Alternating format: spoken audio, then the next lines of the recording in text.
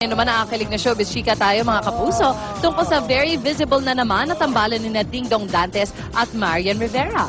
Sunod-sunod na naman kasi ang projects nila pero ang complaints naman daw. No complaints. No complaints naman daw ang dalawa dahil sila ulit ang magkakasama sa mga ito. Ang magkasama sa mga ito kung ang Ano ang mga projects na yan? Projects na yan. Nako, watch this.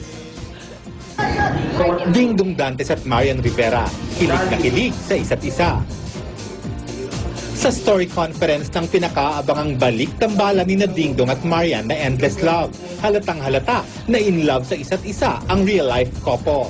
Talagang every time na nagkikita kami, may excitement parati. Like, ngayon, sa story ko, tingnan mo yung itsura kung gano'ng kaganda. Diba? Ano ba? Galing akong pictorial! Palagi naman akong kinikilig sa kanya. Wala pa siyang ginagawa, kinikilig na ako. Ba't ganyan yung ngiti mo? Alam mo naman yun. Ang arte mo.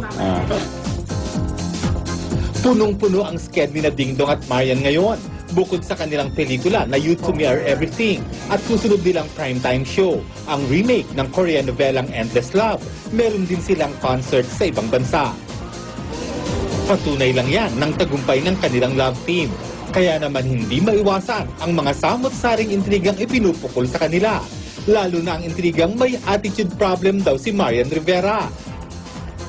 May diretsang sagot si Marian para sa hindi mamatay-matay na intriga. Artista kami, hindi naman lahat ng tao mapiplease mo, di ba?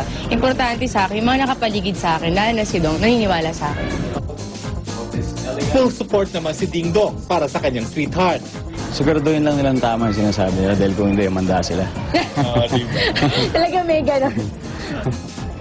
Abangan ng Endless Love, ang bagong offering ni Ding Dong and Marian. Malapit na malapit na.